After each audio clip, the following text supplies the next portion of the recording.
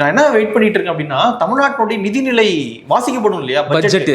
அன்னைக்குதான் வந்து தமிழ்நாட்டுல தீபாவளியே இருக்குது. ஃபுல்லா வந்து லைவ் போட போறாங்க. லைவ போட்டு அமைச்சர் வந்து படிக்க 1.5 மணி நேரம் 2 மணி நேரம் படிக்க போறாரு. ஃபுல்லா இன்னைக்கு வெட்டி கிழிய போது ஒரு வருஷத்துக்கு ஒரு வாரத்துக்கு நினைக்கிறேன். தமிழ் கசாப்பு கடைக்கு போன மாதிரி அப்படியே கொந்தி எடுத்துருவாரு. அந்த கறி அவனுமே தின்ன முடியாது அப்படின்ற மாதிரி திமுக சதி பண்றான் அப்படின்னா மக்கள் எனக்கு ஓட்ட குத்த போறான். நான் நல்லது செய்யறேனா கெட்டது செய்யறேனா, என்னுடைய அரசியல் என்ன, எனக்கு தொலைநோக்கு பார்வை இருக்கா, எனக்கு சித்தாந்தம் இருக்கா, அதெல்லாம் தேவையில்லாத்துங்க. அதெல்லாம் பார்த்தா எனக்கு ஓட்டு போட்டாங்க. அங்க போயிட்டு இவன் எனக்கு சதி பண்றான், நீ எனக்கு ஓட்டு போடு, ரைட்டு அப்படின்னு மக்கள் ஓட்ட குத்துறாங்க. ஸோ அந்த நம்பிக்கை ஆனா இது ரொம்ப நாளைக்கு இருக்காது. தாவேகா தொண்டர்களை பொறுத்த வரைக்கும் அவரை வந்து கடவுள் ரேஞ்சுக்கு உயர்த்தி வச்சு பார்க்க ஆரம்பிச்சுட்டாங்க. நீங்க வந்து தேவதூதரா கூட பாருங்க, அதெல்லாம் உங்க இஷ்டம். புரியுதுங்களா? இன்னைக்கு பல பேர் அப்படிதான் சுத்திக்கிட்டு இருக்காங்க ஊர்ல. நீங்க அப்படிலாம் பாருங்க, ஒன்றும் பிரச்சனை இல்லை. ஆனா எங்க மேல அது நீங்க திணிக்க. அவர் பேர் ஜோசப் விஜய் தானே, திரு ஜோசப் விஜய் இல்ல சிஎம் ஜோசப் விஜய்னு சொல்றோம், அவ்வளவுதான் சொல்ல முடியும். இப்போலாம் வந்து அரசியல் பாக்குறதே ரொம்ப வெறுப்பா இருக்கு. என்னடா நடத்திக்கிட்டு இருக்கீங்க? இன்னைக்கு பாத்தீங்களா டிவிகே கூட்டணி கட்சிகள் பண்ணக்கூடிய விஷயம் இருக்குல்ல, ஐயோ அதெல்லாம் வந்து கபாலம் கலங்கி போகுது. என்னன்னா திருமாவர்களுடைய பிரஸ் மீட்லாம் இன்னைக்குமே பார்க்கணும் அப்படின்னா அதுக்குன்னு ஒரு கோனார் கைடு போடுறாங்க. கண்டிப்பா. நெற்றிக்கண் வலையொலி உறவுகளுக்கு வணக்கம். இன்றைய அரசியல் உரையாடலில் நம்முடன் இணைந்திருப்பவர் அன்பு நண்பர் திரு மகாபிரபு.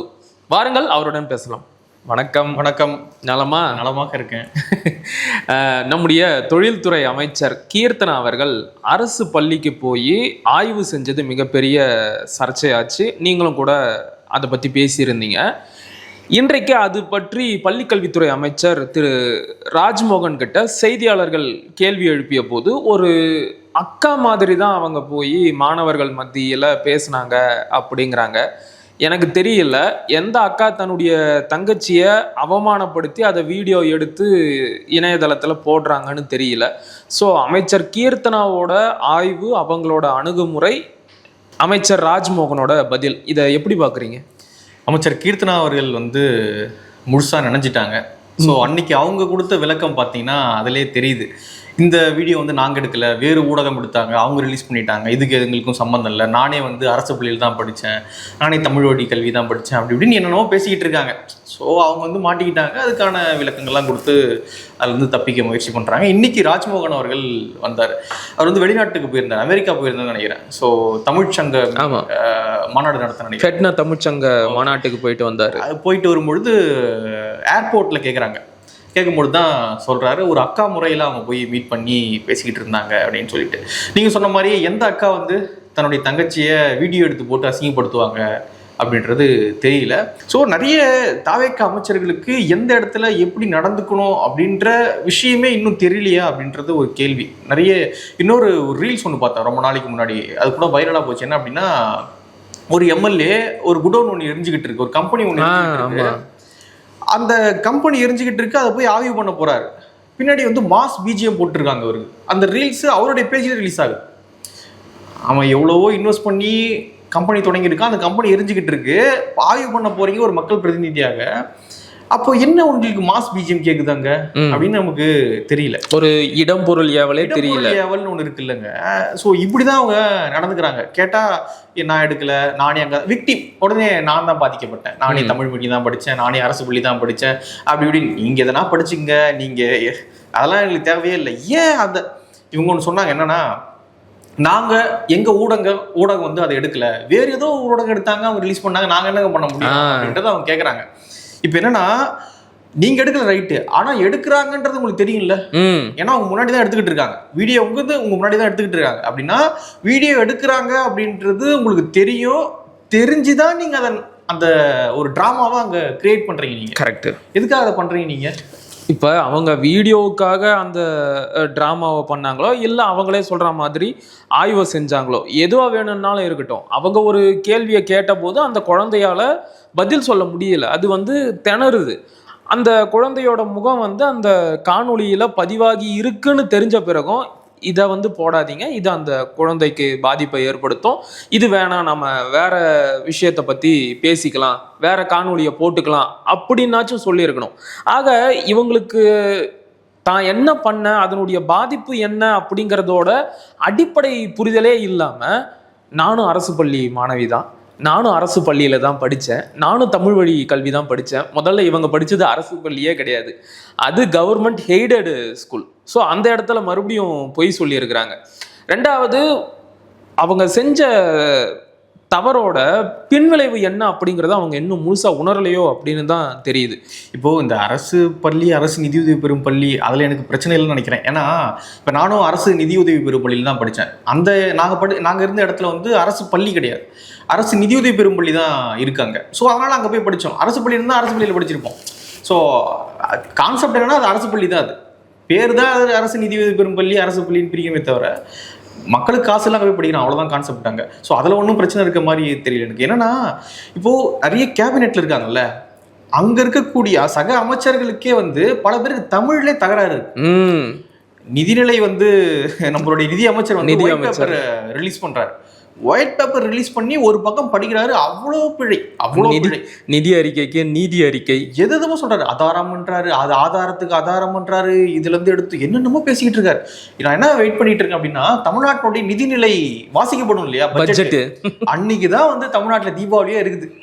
ஃபுல்லா வந்து லைவ் போட போறாங்க.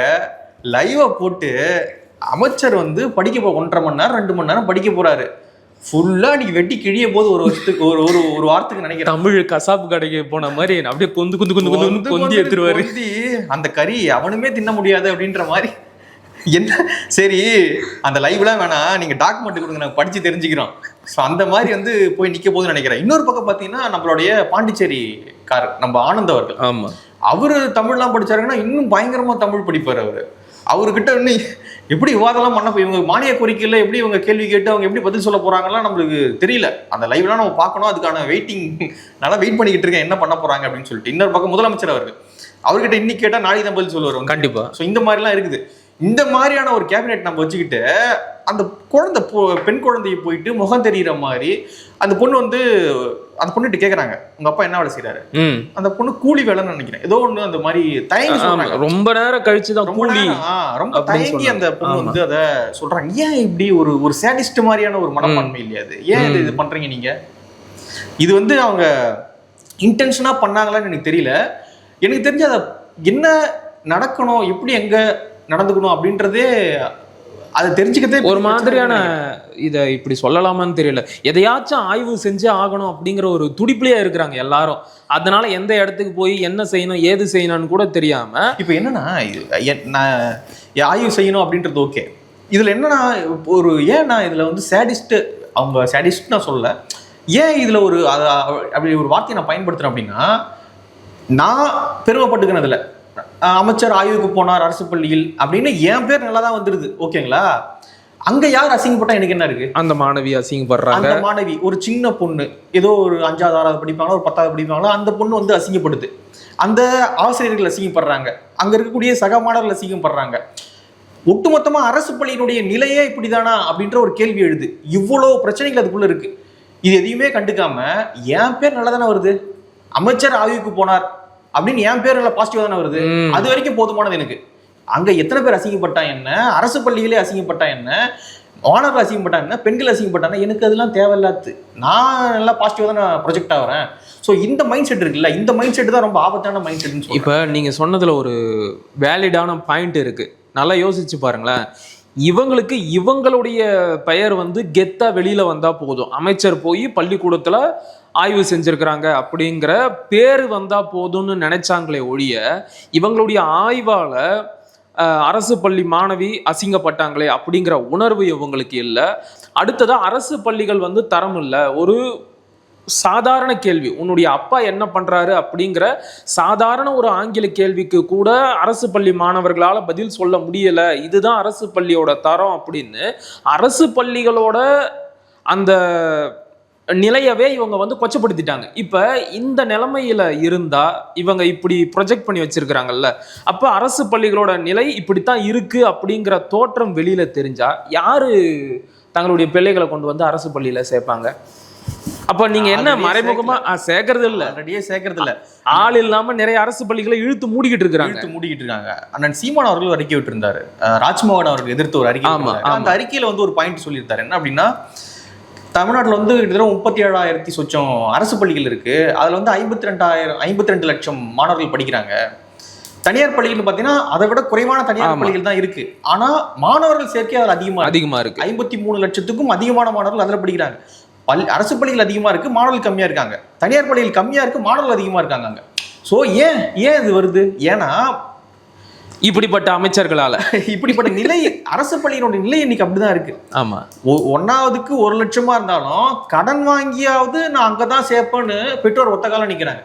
நான் கடனா ஆனா கூட பரவாயில்ல, என் நகையை வச்சா கூட பரவாயில்ல, 1ஆவதுக்கு 1 லட்சமா ரைட்டு பரவாயில்ல, நான் அங்கதான் சேர்ப்பேன், கியூல நின்று அப்ளிகேஷன் வாங்குறாங்க.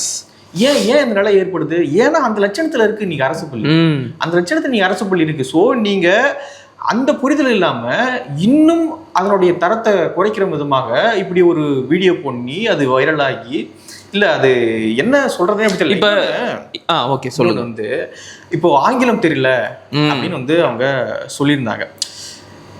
இங்க நிறைய சூப்பரா ஆங்கிலம் பேசுற மாதிரி இருக்கும் நிறைய பேர், ஆனா பல பேருக்கு வந்து நிறைய கிராமர் மிஸ்டேக் இருக்கும். அமைச்சர் அவர்கள் பேசின வீடியோவே வைரல் ஆயிட்டு இருக்கு, அவங்க பேசுறதுல நிறைய கிராமர் மிஸ்டேக் இருக்கு அப்படின்னு சொல்லிட்டு ஒருத்தர் எடுத்து வீடியோ போட்டு வைரலா போயிட்டு இருக்கு. ஸோ நான் சூப்பரா இங்கிலீஷ் பேசுற மாதிரி இருக்கும், ஆனா எனக்கு தெரியாது நான் சூப்பரா தான் பேசுறேன் நானு, ஏன்னா உங்களுக்கும் தெரியாது. அதனாலதான் கான்செப்ட் புரிஞ்சுங்க. நான் சூப்பரா தான் பேசுறேன் நானு, எனக்கும் தெரியாது, என்ன எடை போடுற அளவுக்கு உங்களுக்கு இங்கிலீஷ் தெரியாது. எல்லாம் ராணி எலிசபெத்தினுடைய ஸ்டேட் ஃபேமிலி கிடையாது இங்க, எல்லாம் இல்லன்னா தாத்தா ரெட்டமலை சீனிவாசன் மாதிரி சில்வர் தங்கம் கிடையாது. ஆமா, எல்லாம் சாதாரணமா படிச்சவங்க தான். இல்ல நம்ம டபுள் எம்ஏ இங்கிலீஷ்ல படிச்சு அதெல்லாம் ஒண்ணு சும்மா. நம்ம அந்த காலத்துல ஒரு டபுள் எம்ஏ படிச்சுட்டு சூப்பரா வெள்ளைக்காரங்க பாடம் எடுத்தாரு.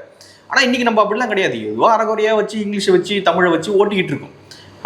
அமைச்சரே தத்தி குத்தி தான் பேசிட்டு இருக்காங்க. அப்படி இருக்கும்பொழுது அந்த அளவுக்கு போயிட்டு நம்ம அசிங்கப்படுத்தணுமா அந்த குழந்தைங்களை அப்படின்றதுல ஒரு கேள்வி இருக்கு. இப்ப நீங்க சொன்ன மாதிரி அண்ணன் சீமான் அவர்கள் அமைச்சரோட இந்த முறையற்ற போக்கை கண்டிச்சு ஒரு அறிக்கை வெளியிட்டு இருந்தாரு. அதுல பள்ளிக்கல்வித்துறை அமைச்சர் திரு ராஜ்மோகனை நோக்கியும் சில கேள்விகளை எழுப்பி இருந்தாரு. தனியார் பள்ளிகளுக்கு வக்காலத்து வாங்கி அவங்களுக்கு நற்சான்றிதழ் கொடுத்து இவ்வளோ மெனக்கெட்டு பேசுற பள்ளிக்கல்வித்துறை அமைச்சர் இதையெல்லாம் பார்த்துக்கிட்டு தான் இருக்கிறாரா? அரசு பள்ளிகளையும் அரசு பள்ளி மாணவர்களையும் கொச்சப்படுத்துற மாதிரி உங்களுடைய அமைச்சர் நடந்துகிட்டு இருக்கிறாங்களே, நீங்க என்னதான் பண்றீங்க அப்படின்னு ஒரு கேள்வி கேட்டதுக்கு இன்றைக்கு அமைச்சர் ராஜ்மோகன் பதில் சொல்லி இருக்கிறாரு. கேட்ட கேள்விக்கு பதில் சொல்லல, அதை விட்டுட்டு இவர் வந்து ஊழல்வாதிகளுக்கு துணை போறாரு. எனக்கு புரியல, அண்ணன் கேட்ட கேள்வி என்ன, அதுக்கு நீங்க சொல்ற பதில் என்ன? தனியார் அரசு பள்ளிகளோட நிலை ரொம்ப மோசமா இருக்கு அப்படின்றது எல்லாருக்கும் தெரியும். ஆனா இன்னைக்கு இருக்கக்கூடிய பள்ளிக்கல்வித்துறை அமைச்சர் ராஜ்மோகன் அவர்கள் தனியார் பள்ளியினுடைய நிறுவனர்கள்லாம் ரொம்ப கஷ்டப்படுறாங்க. நகை அடமானம் வச்சு பள்ளிக்கூடம் நடத்துறாங்க, சொத்து அடமானம் வச்சு அவங்க வந்து லாப நோக்கத்தில் செயல்படல, புண்ணிய நோக்கத்தில் செயல்பட்டு இருக்காங்க. பாவங்க ரத்த கண்ணீர் வடிச்சு அவங்க வந்து அவ்வளவு கஷ்டப்பட்டு ஏன் ராஜா நீ தனியார் பள்ளி நடத்துற? எனக்கு புரியல. இல்ல வள்ளலாறு மடத்துல வந்து சோறு போடுறீங்களா காசு வாங்கி? இல்ல என்னத்துக்கு பண்ணி என்ன புண்ணியம் பண்ணிட்டீங்க? நீங்க புண்ணியம் பண்ணிக்கிட்டு இருக்காங்கன்னு ஒரு அமைச்சர் பேசுறாரு. ஒவ்வொரு மாணவர்கிட்டையும் ₹1,00,000 வந்து ஃபீஸ் வாங்கிட்டு இருக்கிறாங்க. நீங்க தனியார் பள்ளியில குழந்தைங்களை சேர்க்கக்கூடிய பெற்றோரை கேட்டீங்கன்னா வாயிலையும் வயிற்றையும் அடிச்சுப்பாங்க. நீங்க வந்து அரசு பள்ளியோட நிலையை உயர்த்தாம அந்த தரத்தை உயர்த்தாம மாணவர்களை இந்த பக்கம் கொண்டு வர வேலைகளை பார்க்காம தனியார் பள்ளிகளுக்கு போய் சர்டிபிகேட் கொடுத்துட்டு இருக்கீங்க. அங்க என்ன கொள்ளை நடக்குது, என்ன கூத்து நடக்குதுன்னு எவனும் கண்ணை மூடிட்டுலாம் இல்ல, எல்லாம் கண்ணை திறந்துக்கிட்டு தான் இருக்காங்க. ராஜ்மோகன் அவர்கள் இன்னைக்கு ஒரு சர்டிபிகேட் கொடுக்குறாரு, அதுதான் எதிர்த்து அண்ணன் சீமான் அவர்கள் ஒரு அறிக்கை விட்டார். அந்த அறிக்கைக்கு பதில் சொல்லாம ஊழல்வாதிகளுக்கு சரி ரைட் அறிக்கைக்கு பதில் சொல்லுங்க, அதெல்லாம் இருக்கட்டும், அது ஒரு வாரமா இருக்கட்டும், சரி அதெல்லாம் அப்புறம் பேசிப்போம். இந்த அறிக்கைக்கு என்ன பதில்? உங்களுடைய அமைச்சர் அரசு பள்ளியை வந்து கேவலப்படுத்தி இருக்கிறாங்களே, அதுக்கு என்ன பதில் சொல்ல போறீங்க? அதெல்லாம் எதுவுமே பதில் அதெல்லாம் வரல. அப்படி சுத்தி அவங்க ஸோ இந்த மாதிரி மடைமாற்றக்கூடிய அரசியல் தான் இன்னைக்கு நடந்துகிட்டு இருக்கு. கேட்ட கேள்விக்கு என்ன பதில் இருந்தா தானே வரும். இப்ப இப்படி தாவேகா சட்டமன்ற உறுப்பினர்களாகட்டும் அமைச்சர்களாகட்டும் தொடர்ந்து ஆய்வு அப்படிங்கிற பேர்ல அரசு பள்ளிகளை குறி வச்சு அங்க போய் அரசியல் பேசுறதா இருக்கட்டும், மாணவர்களை வந்து கொச்சப்படுத்துறதாகட்டும், இதெல்லாம் ஒரு முடிவே இல்லாம நீண்டுகிட்டே இருக்கு. ஆனா முதலமைச்சர் தரப்புல இருந்து இதற்கெல்லாம் எந்த ஒரு எதிர்வினையோ நடவடிக்கையோ வந்த மாதிரியே தெரியல. அவர் என்னதான் செஞ்சுக்கிட்டு இருக்காரு? முதலமைச்சர் அவர்கள் இதெல்லாம் கண்டுக்கிறாரா? இதுக்கு நமக்கு என்ன சம்பந்தம் நினைக்கிறாரா? என்னமோ தெரியல, ஓட்டு போட்டாங்க, சிஎம் ஆயிட்டேன், நம்மளும் கை காட்டினா அவங்க அமைச்சர் ஆயிட்டாங்க, ரைட்டு ஓட்டு 5 வருஷம் அப்படின்னு நினைக்கிறாரான்னு தெரியல. பெரிய சர்ச்சை வருதுங்க. ஐபிஎல் மேட்ச்ல ஒரு அமைச்சர் சம்திங் ஏதோ நடக்குதாங்க அப்படின்னு சொல்லிட்டு ஒரு வீடியோ ரிலீஸ் ஆகுது. அந்த அமைச்சர் மறுக்கிறாரு இல்லைன்னு சொல்லிட்டு. ஆனால் ப்ராப்பராக மறுக்கல. நீங்கள் வந்து ஒரு மெடிக்கல் சர்டிஃபிகேட் எடுத்து ரிலீஸ் பண்ணியிருக்கலாம். ஸோ அதெல்லாம் பண்ணல. குழந்தை குட்டிலாம் வச்சுக்கிட்டு அவங்க மனைவியோட வீடியோ போட்டார். எதுக்கு அந்த வீடியோலாம் போட்டார் நமக்கு தெரியல. Right, okay. ஆனால் அந்த சர்ச்சை அப்படி இருக்கு. அவர் வந்து அமைச்சர் அவையிலேருந்து நீக்கப்படுவார் அப்படின்ற அளவுக்கு வரைக்கும் பேச்சுகள் போச்சு. ஆனால் இப்போ ரீசெண்டாக 2 நாளைக்கு முன்னாடி கடல் நீரை குடிநீராக்கும் திட்டம், ஸோ அதனுடைய விரிவாக்க பணி நடைபெறுது ஈசிஆர் பக்கம். அப்பொழுது அங்கே போறாரு. அந்த அமைச்சர் முதலமைச்சர் நிகழ்ச்சியில் பங்கேற்கிறார். சம்மந்தப்பட்ட அந்த சரத்குமார் அப்படின்னு, கில்லி சரத்தா, ஸோ அந்த அமைச்சர் வந்து அந்த நிகழ்ச்சியில் முதலமைச்சர் பார்வையிடக்கூடிய அந்த நிகழ்ச்சியில் வந்து பங்கேற்கிறாரு. முதலமைச்சர் அவர் கூட வச்சுக்கிட்டே வந்து மற்ற எல்லா விஷயங்களையும் பார்வையிடுறாரு. ஸோ என்ன சொல்ல வரீங்க மக்களுக்கு? நீங்க என்ன வேணாலும் பேசிட்டு போங்கடா, அதை பத்தி எல்லாம் எனக்கு கவலையே இல்லை. ஒரு வாரத்துக்கு முன்னாடி என்ன பண்றீங்க? போதைக்கு எதிராக நம்ம இருக்கணும் அப்படின்னு மாரத்தான் ஓடுறீங்க. அடுத்த நாள் இந்த வீடியோ ரிலீஸ் ஆகுது. இன்னைக்கு அன்னைக்கே தான் ரிலீஸ் ஆச்சு. அடுத்த நாள் என்னைக்கு ஒரு நாள் ரிலீஸ் ஆகுது. அன்னைக்கே ரிலீஸ் ஆகுது. அதுக்கப்புறம் வந்து சர்ச்சை ஆகுது. அதுக்கப்புறம் நீங்க அந்த அமைச்சரை கூட வச்சுக்கிட்டே நிகழ்ச்சியில பங்கேற்கிறீங்க. என்னதான் சொல்ல வரீங்க நீங்க? போதையிலிருந்து விடுபடணுமா இல்லை என்னன்னு எனக்கு ஒன்றும் புரியல. ஸோ முதலமைச்சர் அவர்கள் இதெல்லாம் கவனிக்கிறாரா இல்லையா அப்படின்றதே தெரியல. எனக்கு தெரிஞ்சு இந்த செய்திகள் எதுவுமே அவருடைய காதுக்கு போற மாதிரியே தெரியல. ஒரு முதலமைச்சராக இருந்துட்டு சொல்லுங்க நீங்க. இல்ல அவருக்கு இதெல்லாம் பார்த்துட்டு தான் இருப்பாரு அவரு. நமக்கு என்ன இருக்குது? மக்கள் ஓட்டு போட போறான். நம்ம என்ன செஞ்சாலும் இவங்க ஓட்டு போட்டுருவாங்க அப்படிங்கிற தைரியம். நம்ம போயிட்டு என்ன சொல்ல போறோம்? திமுக சதி பண்றான் அப்படின்னா மக்கள் எனக்கு ஓட்ட குத்த போறான். நான் நல்லது செய்யறேனா கெட்டது செய்யறேனா, என்னுடைய அரசியல் என்ன, எனக்கு தொலைநோக்கு பார்வை இருக்கா, எனக்கு சித்தாந்தம் இருக்கா, அதெல்லாம் தேவையில்லாத்துங்க. அதெல்லாம் பார்த்தா எனக்கு ஓட்டு போட்டாங்க. அங்க போயிட்டு இவன் எனக்கு சதி பண்றான், நீ எனக்கு ஓட்டு போடு, ரைட்டு அப்படின்னு மக்கள் ஓட்ட குத்துறாங்க. ஸோ அந்த நம்பிக்கை. ஆனா இது ரொம்ப நாளைக்கு இருக்காது. இது வந்து ஒரு நான் கூட நேற்று என்னுடைய வீடியோல பேசியிருந்தேன். ஒரு காலகட்டம் இருக்கும். ஒருத்தவன் என்ன பண்ணாலும் அவன் பக்கம் தான் காத்து வீசும். புரியுதுங்களா? இப்போ நீங்க இருக்கீங்கன்னு வச்சுங்களேன், நீங்க சரியா பர்ஃபார்ம் பண்ண மாட்டீங்க, சரியா அப்டேட் பண்ணிக்க மாட்டீங்க, எதுவுமே நடந்திருக்காது உங்ககிட்ட. ஆனா உங்களுக்கு எல்லாம் சக்சஸா எல்லா வெற்றிகளும் வந்துகிட்டே இருக்கும். அது எப்படின்னே தெரியாது நமக்கு. ஆனா ரொம்ப நாளைக்கு அது நினைச்சிருக்காது. ஸோ அதுதான் இன்னைக்கு விஜய் அவர்களுக்கும் நான் நினைக்கிறேன். அவர் ஒண்ணுமே பண்ணல இன்னைக்கு, ஆனா காத்து ஒரு பக்கம் வீசிக்கிட்டே இருக்கு. நேற்று திமுக போட்ட வழக்கில் கூட காத்து ஒரு பக்கம் தான் வீசுது. அந்த அந்த அந்த வழக்கில் கூட நான் நியாயம் இருக்குதான் நினைக்கிறேன். அவங்க ஒன்றும் தப்பாலாம் ஒன்றும் போடல, அங்கே டைரக்ஷன் காட்டுங்க நீங்க அப்படின்னு சொல்லி முதலமைச்சர் நீங்க சொல்லு அப்படின்னு சொல்றாங்க. ஆனால் நீதிமன்றம் அதெல்லாம் பண்ண முடியாதாங்கன்னு தள்ளுபடி பண்றாங்க. ஆனால் அந்த வழக்கில் நியாயம் இருக்குதான் நான் பார்க்குறேன். நீதிமன்றம் சொல்லிட்டாங்க, ரைட், ஓகே. அந்த வழக்கில் கூட காத்து அவர் பக்கம் தான் வீசுது. ஸோ ஒரு காலகட்டம் இருக்கும், நம்ம என்னதான் பண்ணாலும் காத்து வீசின்னு தான் இருக்கும். ஆனால் அந்த காத்து நிரந்தரமா வீசாது. ஸோ அதை வந்து புரிஞ்சுக்கணும். இன்னைக்கு காற்று அவங்க பார்த்து தான் வீசுது, அது நிரந்தரமான காற்றா அது வீசாதுன்னு நினைக்கிறேன். ஓகே, இது சம்மந்தமே இல்லாத கேள்வியாக இருந்தாலும் இதை கேட்கணும் அப்படின்னு விருப்பப்படுறேன். இப்போ நம்ம வந்து ஆளுங்கட்சியாக இருக்கக்கூடிய தாவேகாவையும் முதலமைச்சர் விஜய் அவர்களையும் விமர்சனம் பண்ணி பேசிக்கிட்டு இருக்கிறோம். வேற வழி இல்லைன்னாலும் முதலமைச்சர் விஜய் அவர்கள் அப்படின்னு நாம் அவருடைய பெயரை முன் வச்சு தான் நாம் வந்து பேசுகிறோம். ஆனால் தாவேகா தொண்டர்கள் என்ன சொல்கிறாங்கன்னா, அது எப்படி எங்கள் தலைவரை நீ விஜய்னு பேர் வச்சு சொல்லலாம்? நாம் ஒன்றும் ஒருமையில் பேசலை. விஜய் அவர்கள், முதலமைச்சர் விஜய் அவர்கள், மாண்புமிகு விஜய் அவர்கள் அப்படின்னு தான் பேசுகிறோம். அது கூட சொல்லக்கூடாது. ஸ்டாலின் அங்கிள்னார்ல விஜய், அப்போ ஒன்றும் பிரச்சனை இல்லை. அங்கிள் ஒரு சிஎம் வந்து ஸ்டாலின் அங்கிள் அப்படின்லாமா? அப்போ கேட்கும்போது என்ன சொன்னீங்க? என்ன அங்கிள்லாம் ஒன்றும் பிரச்சனை இல்லை, நம்மளுக்கும் ஒன்றும் பிரச்சனை இல்லை, சரி அங்கிள் சொல்லு. அது வைரலான உடனே ஸ்டாலின் சார் அப்படின்னு மாத்திக்கிட்டாரு. அப்படின்னு நீங்க அங்கிள்னு சொன்னா கோச்சிக்கிறாங்க அப்படின்னு ஸ்டாலின் சார் அப்படின்னு நீங்க அங்கிள்னு சொல்லலாமா முதலமைச்சரை? சிஎம் சார்னு சிஎம்னு சொல்லுங்க. விஜய் பேர் அவர் பேர் தானே, இல்ல ஜோசப் விஜய். அதாவது வந்து இன்னைக்கு அவர் தாவேகா தொண்டர்களை பொறுத்த வரைக்கும் அவரை வந்து கடவுள் ரேஞ்சுக்கு உயர்த்தி வச்சு பார்க்க ஆரம்பிச்சுட்டாங்க. நீங்க வந்து தேவதூதரா கூட பாருங்க, அதெல்லாம் உங்க இஷ்டம். புரியுதுங்களா? இன்னைக்கு பல பேர் அப்படிதான் சுத்திக்கிட்டு இருக்காங்க ஊர்ல தேவதூ. நீங்க அப்படிலாம் பாருங்க, ஒன்றும் பிரச்சனை இல்லை. ஆனா எங்க மேல அது நீங்க திணிக்க. அவர் பேர் ஜோசப் விஜய் தானே, திரு ஜோசப் விஜய் இல்ல சிஎம் ஜோசப் விஜய்னு சொல்றோம், அவ்வளவுதான் சொல்ல முடியும். நீங்க வாழுங்க தளபதி கடவுளே, தேவ தூதர், அது இதுன்னு சேவியர் அப்படின்னு நீ சொல்லிக்கப்பா. நான் உனக்கு வருது லாபம் வருது நீ சொல்லிப்ப. அதாவது இந்த கேள்வி ஏன் வருது அப்படின்னா, இப்ப சமீபத்துல திரையில வெளியாகி ஓடிக்கொண்டு இருக்கக்கூடிய கட்டா குஸ்தி 2 படத்தோட கதாநாயகன் வந்து ஒரு பேட்டியில பேசும்போது முதலமைச்சர் வந்து பேரை சொல்லி விமர்சிச்சுட்டாரு. அதுக்குதான் கொந்தளிக்கிறாங்க. அது படத்தையே புறக்கணிக்க போறோம் அப்படின்னு எல்லாம் பேசுறாங்க. எங்க தளபதி விஜய் ரசிகர்கள் இவங்கெல்லாம் மனசு வச்சாதான் தமிழ்நாட்டுல அடுத்த படமே ஓடும் அப்படிங்கிற அளவுக்கு ஒரு மிதப்பு மனநிலையில சுத்திக்கிட்டு இருக்கிறாங்க இவங்க. சரி, ஓகே, நாம ஒரு அரசியல் கேள்விக்கு வந்துருவோம்.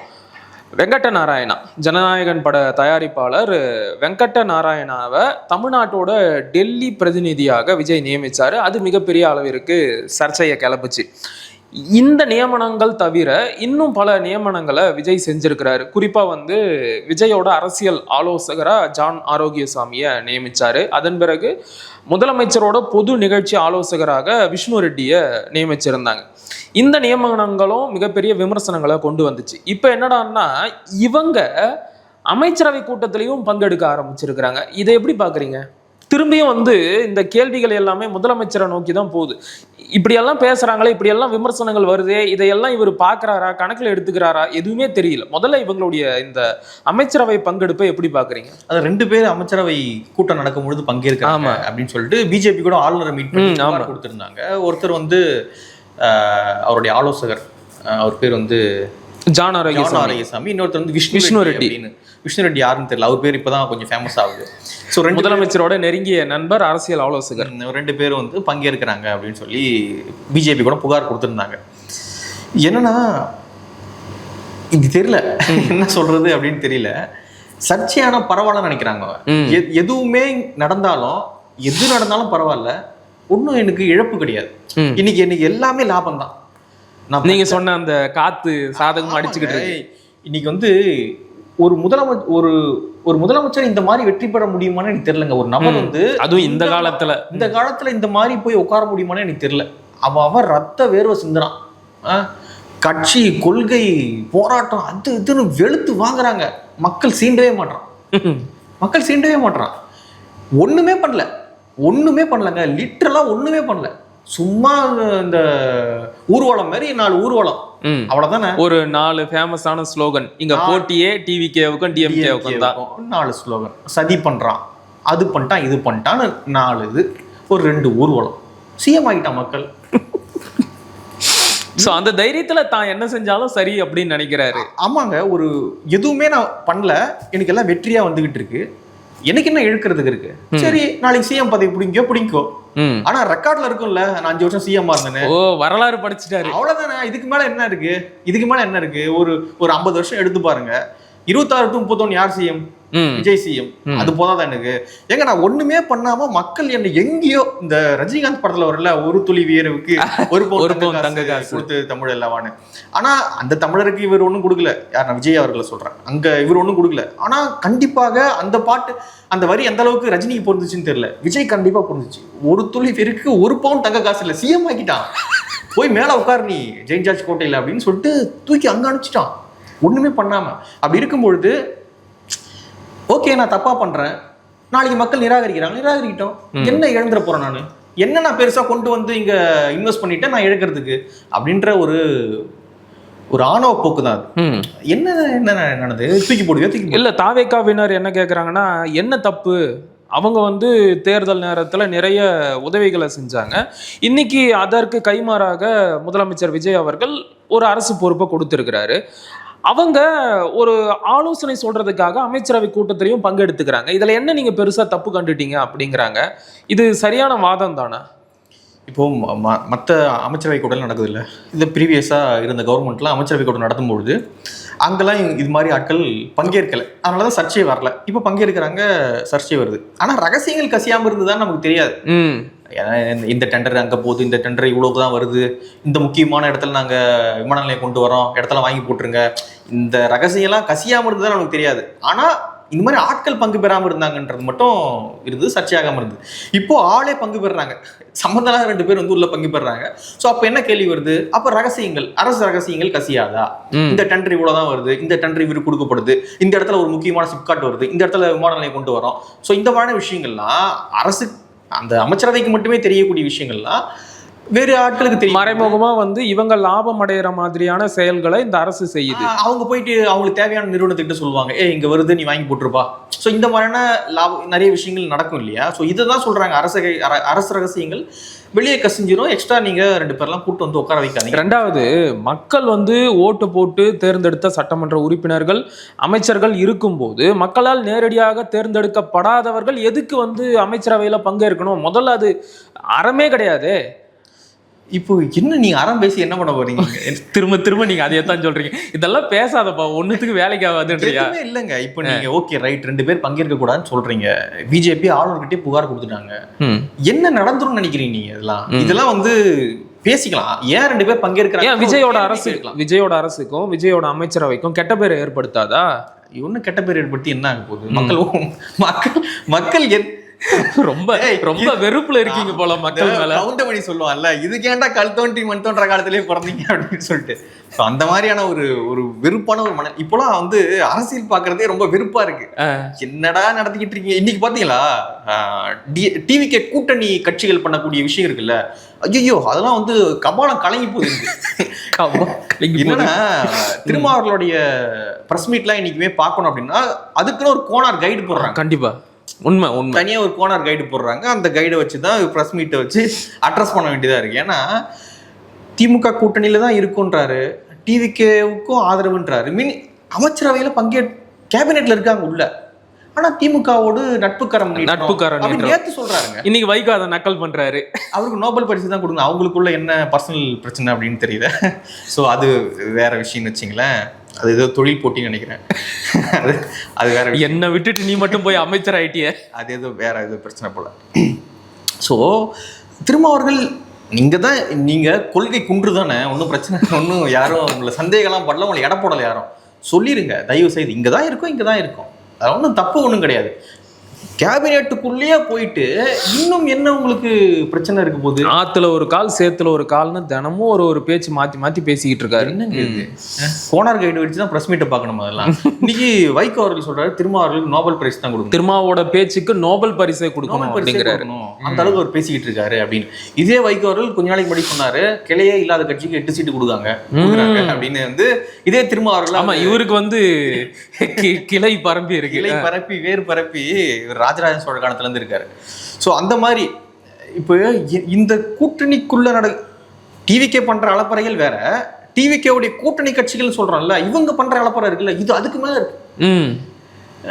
மணிக்கம் தாக்கூர் கொஞ்ச நாளைக்கு முன்னாடி சொல்றாரு, இனிமே காங்கிரஸ் சீனிங்கன்னா சீமானாச்சு அன்புமணியாச்சு யாரா இருந்தாலும் கண்டிச்சு தள்ளிடுவோம் அப்படின்னு. புள்ள பூச்சிகள்லாம் கொடுக்க முனைக்கன்னு நான் என்ன கனவா கண்டேன், எச்சரிக்கை தெரிவிக்கிறாரு. அதுக்கப்புறம் மேகதாதுல அணை கட்டுறது காங்கிரஸ், இங்க அதே காங்கிரஸ் எதிர்த்து ஆர்ப்பாட்டம் பண்ண போறோம் அப்படின்றாங்க. கண்டன தீர்மானத்தை நிறைவேற்றி இருக்கிறாங்க. பாக்குறவன் பைத்தியக்காரனா? அங்கேயும் காங்கிரஸ், இங்க கேபினெட்ல இங்கேயும் கூட்டணி அரசு நடக்குது. 2 பேரும் பிரச்சனை பண்ணிக்கிறாங்க. ரைட், ஓகே, நீங்க 2 பேரும் பிரச்சனை. காங்கிரஸ்ன்றது ஒரு தேசிய கட்சி, ஒரு நேஷனல் பார்ட்டி. அது நேஷனல் பார்ட்டிக்கு ஒரு ஸ்டாண்ட் தானே இருக்கணும். இது மாநில அப்ப மாநில கட்சியை பிரிஞ்சு போயிட வேண்டியது. கரெக்ட். அவ தமிழ் மாநில காங்கிரஸ் வந்துச்சு இல்ல, அப்படியே கட்சியை கடைசிட வேண்டியது நீ காங்கிரஸ். அது கர்நாடகா காங்கிரஸ், இது தமிழ் மாநில காங்கிரஸ் அப்படின்னு போக வேண்டியது பண்ணி. ஒரு தேசிய கட்சிக்கு இன்னும் 10 ஸ்டாண்ட் இருக்குது. உன்னுடைய கட்சி தலைவர் மல்லிகார்ஜுன கார்கேவுடைய ஸ்டாண்ட் என்ன? இதுல மேகதாதுல அணையை கட்டலாமா? கர்நாடகாவை சேர்ந்த மல்லிகார்ஜுன கார்கேவுடைய ஸ்டாண்ட் என்ன? மேகதாது அணை கட்டலாமா வேணாமா? நீ அதை சொல்லு. நீ மாணிக்கம் தாக்கூர் ஸ்டாண்ட் என்ன, ப. சிதம்பரம் ஸ்டாண்ட் என்ன, செல்வப்பிரந்தீங்க, அதெல்லாம் எனக்கு தேவையில்ல. அதெல்லாம் உங்க வீட்டில் வச்சு ஸ்டாண்டு போட்டுங்க, அதெல்லாம் எனக்கு தேவையில்ல. காங்கிரஸ் கட்சி ஒரு தேசிய பார்ட்டி, ஒரு நேஷனல் பார்ட்டியினுடைய ஒரு ஸ்டாண்ட் என்ன? ராகுல் காந்தி ஸ்டாண்ட் என்ன? அதை சொல்ல மாட்டாங்கன்னா, சீமான் காங்கிரஸை பத்தி பேசினா இது எச்சரிக்கை தெரிவிக்கிறாங்க, அன்புமணி பேசினா வந்து விட மாட்டாங்களா, உடனே இறங்கி பிரச்சனை பண்ணிடுவாங்களா? பண்ணி தான் பாருங்க, உங்களோட சூப்பரா அவங்க பண்ணுவாங்க. கரெக்ட் இல்ல, எனக்கு புரியல. அந்த ஊருக்கு ஒரு தொகுதிக்கு 2 பேர் இருந்துகிட்டு நீங்க எச்சரிக்கை கொடுக்குறீங்கன்னா என்ன இதெல்லாம் விளையாட்டா இல்லையா? ஒரு மாநாடு நடத்தினாலே 1 கோடி பேர் வருவாங்க. இதை விளையாட்டா இல்லையா இதெல்லாம்? ஸோ இந்த மாதிரியான ஒரு டிவிகே பண்றது வேற, டிவிகே உடைய கூட்டணி கட்சிகள் பண்ற அலப்பறை இருக்குல்ல, அது இன்னும் காமெடியாக போயிட்டு இருக்கு. ஒரு இது எந்த அளவுக்கு 6 மாசம் டைம் கொடுக்குறாங்கல்ல, இது உண்மையானவே வந்து நம்ம அரசியல் பேச ஒரு 6 மாசம் நம்ம வெயிட் பண்ணும் போல எல்லாம். எப்பா ஆளுக்கு ஆடிட்டு கொஞ்ச நேரம் இருங்க, அதுக்கப்புறம் ஒரு அளவுக்கு செட்டில் ஆகுங்கப்பா, அதுக்கப்புறம் பேசுவோம் அப்படின்னு. திருமாவர்கள் பேசுறதுலாம் எனக்கு வந்து மண்டை தான் கபாலெல்லாம் கலங்கி போச்சு. அண்ணன் தயவு செய்து ஒரு பக்கம் நில்லுனே அப்படின்ற மாதிரி. நீங்க என்ன நினைக்கிறாங்கன்னா நம்மள வந்து கொள்கை குன்றுகள் நினைச்சு. ஆமா அப்படின்னு. ஆனா நான் தயவு செய்து நீங்க நீ கொள்கைவாதி தானே, மாற்று கருத்தே கிடையாது. தயவு செய்து நீங்க ஒரு பக்கம் நில்லுங்கண்ணே, அவ்வளவுதான், ஒரு பக்கம் நில்லுங்க. புரியுது. நீங்க சொன்ன மாதிரி ஒரு 6 மாசம் வெயிட் பண்ணுவான், அப்படியே ஆடி அடங்கி ஒரு பக்கம் செட்டில் ஆகட்டும். அதுக்கப்புறம் நாம கொஞ்சம் பொறுமையா அரசியலை பார்த்து புரிஞ்சுக்கலாம். ஏன்னா திருமாவர்கள் வந்து டிவிகே கூட்டணியில இருக்காரு, நம்ம பேசிக்கிட்டு இருக்கோம். திடீர்னு அவர் எத்தனை சொல்றாரு, நாங்க அது இல்லைன்றாரு. நான் சும்மா ஆட்சிக்கு மட்டும்தான் ஆதரவு தரேன், பெரும்பான்மை இல்ல. கோவளத்துல எல்லாம் கூடி கையெல்லாம் தூக்கி நின்னீங்க, அது என்னது? அது ஆலோசனை கூட்டம் மட்டும்தானா? அதுக்கும் பதில் சொல்லி இருக்கிறாரு. அதனால நம்ம இப்போதைக்கு எதுவும் பேச வேணாம், கொஞ்சம் வெயிட் பண்ணி இவங்க எங்க போய் முதல்ல அடைக்கலமா வராங்க, எங்க போய் முட்டிக்கிட்டு நிக்கிறாங்கன்னு பார்த்த பிறகு அதுக்கப்புறமா நம்ம ஒரு 6 மாசம், அவங்களுக்கு தேவையான்னு தெரியல, 6 மாசம் நமக்கு தேவை. 6 மாசம் நம்ம டைம் எடுத்துக்கிட்டு பேசணும், நல்லா இருக்கும் அப்படின்னு. சரி, பல கருத்துக்களை நகைச்சுவையோட பகிர்ந்துக்கிட்டீங்க. மிக்க மகிழ்ச்சி. நன்றி.